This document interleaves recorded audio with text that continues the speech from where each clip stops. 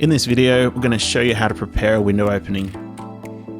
To start with, we get our Stanley knife and we cut from the top two corners. You'll see we've wrapped over the opening when we installed our WRB. That's so we can maintain a nice tight taut membrane. We cut from our bottom two corners and we get those excess pieces of membrane, that X pattern, and we roll it into our opening and staple it back to our opening studs. Wrapping into our opening like this and protecting our jam studs, sills and heads is actually a requirement of the Australian standard.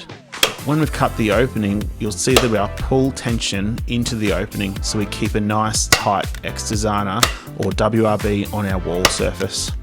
We staple it back with our staple gun and it's fixed off into place.